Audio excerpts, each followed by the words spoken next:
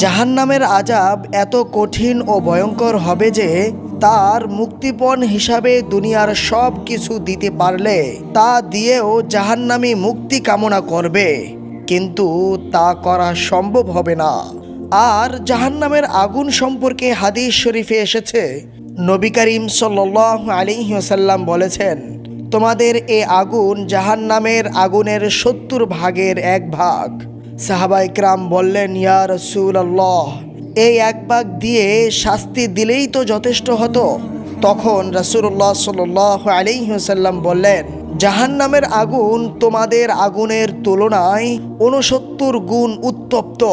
সহিহ বুখারী ও মুসলিম শরীফে এসেছে। রাসূলুল্লাহ সাল্লাল্লাহু আলাইহি ওয়াসাল্লাম বলেছেন, কিয়ামতের দিন জাহান্নামের আগুনের একটি মূর্তি বের করা হবে, যার থাকবে ২টি চোখ, যার দ্বারা সে পরিদর্শন করবে, এবং তার থাকবে ২টি কান, যার দ্বারা সে শ্রবণ করবে, এবং তার জিহ্বাও থাকবে, যার দ্বারা সে কথাও বলবে। সেদিন সে বলবে, ৩ প্রকার লোককে শায়েস্তা করার দায়িত্ব আমাকে দেওয়া হয়েছে।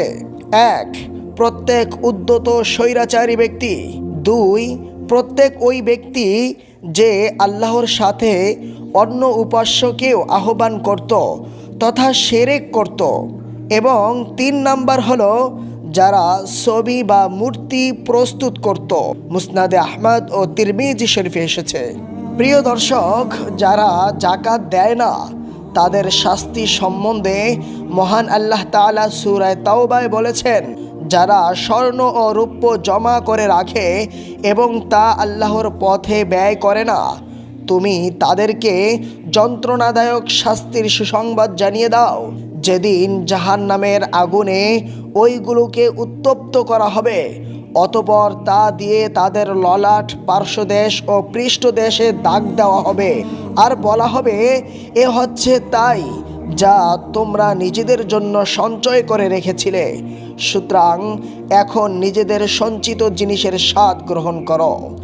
নবী করিম সাল্লাল্লাহু আলাইহি ওয়াসাল্লাম বলেন, যে ব্যক্তিকে আল্লাহ তাআলা ধন সম্পদ দান করেছেন, কিন্তু সে ব্যক্তি তার সেই ধন সম্পদের যাকাত আদায় করে না, কিয়ামতের দিন আযাবের জন্য তার সমস্ত ধন সম্পদকে একটি মাথায় টাক পরা অতি বিষাক্ত সাপের আকৃতি দান করা হবে, যার চোখের উপর 2টি কালো দাগ থাকবে। সেই সাপকে বেরির মতো তার গলায় ঝুলিয়ে দেওয়া হবে। অতঃপর সে তার উভয় ঠোঁটে দংশন করতে থাকবে এবং বলবে, আমি তোমার ধন সম্পদ, আমি তোমার সেই সঞ্চিত ধনভাণ্ডার। এরপর নবী করিম সাল্লাল্লাহু আলাইহি ওয়াসাল্লাম সূরা আল ইমরানের 180 নম্বর আয়াতটি তিলাওয়াত করেছেন, যার অর্থ হলো, আল্লাহর দানকৃত অনুগ্রহে তথা ধন সম্পদে যারা কৃপণতা করে, সে কার্পণ্য তাদের জন্য মঙ্গলকর হবে বলে তারা যেন ধারণা না করে, বরং এটা তাদের পক্ষে ক্ষতিকর প্রতিপন্ন হবে। যে ধন সম্পদে তারা কার্পণ্য করে, সে সমস্ত ধন সম্পদকে বেরি বানিয়ে কিয়ামতের দিন তাদের গলায় পরানো হবে।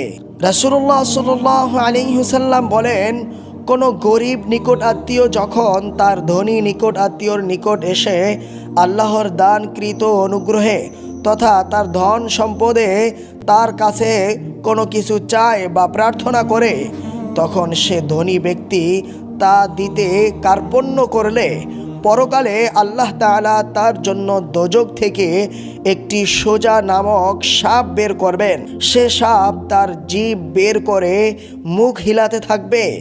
এই সাপকে বেরি স্বরূপ তার গলায় পরানো হবে। প্রিয় দর্শক, আল্লাহর রাসূল সাল্লাল্লাহু আলাইহি ওয়াসাল্লাম বলেছেন যে, একদা আমি ঘুমিয়েছিলাম, এমন সময় স্বপ্নে আমার নিকট 2 ব্যক্তি উপস্থিত হলেন। তারা আমার উভয় বাহুর ঊর্ধ্বাংশে ধরে আমাকে এক দুর্গম পাহাড়ের নিকট উপস্থিত করলেন এবং বললেন, আপনি এই পাহাড়ে উঠুন। আমি বললাম, এ পাহাড়ে উঠতে আমি সক্ষম নই। তখন তারা বললেন, আমরা আপনার জন্য উঠতে সহজ করে দিব। নবীজি সাল্লাল্লাহু আলাইহি ওয়াসাল্লাম বলেন, অতঃপর আমি উঠে গেলাম।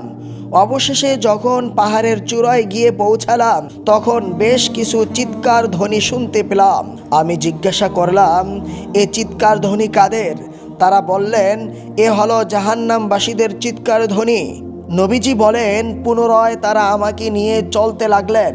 হঠাৎ দেখলাম একদল লোক, তাদের পায়ের গোড়ালির উপর মোটা শিরায় বাঁধা অবস্থায় লটকানো হয়েছে। তাদের ঠোঁটগুলো কেটে ও ছিঁড়ে আছে এবং ঠোঁট থেকে বেয়ে রক্তও ঝরছে। নবী করিম সাল্লাল্লাহু আলাইহি ওয়াসাল্লাম বললেন, ওরা কারা? তারা উত্তর দিলেন, ওরা হলো তারা যারা সময় হওয়ার পূর্বেই ইফতার করে ফেলত, অর্থাৎ রমজান মাসে রোজা রাখত না। আল্লাহর রাসূল সাল্লাল্লাহু আলাইহি ওয়াসাল্লাম বলেছেন যে কিয়ামতের দিন এক ব্যক্তিকে উপস্থিত করে জাহান্নামে নিক্ষেপ করা হবে। তাতে তার নাড়ি ভুঁড়ি বের হয়ে যাবে এবং সে তার চারিপাশে সেই রূপ ঘুরতে থাকবে যেমন গাধা তার চাকির কিংবা ঘানির চারিপাশে ঘুরতে থাকে। এ দেখে দোজখবাসীরা তার আশেপাশে সমাবেত হয়ে বলবে, ওহে অমুক, কি ব্যাপার তোমার? তুমি কি আমাদেরকে সৎ কাজের আদেশ ও অসৎ কাজে বাধা দিতে না?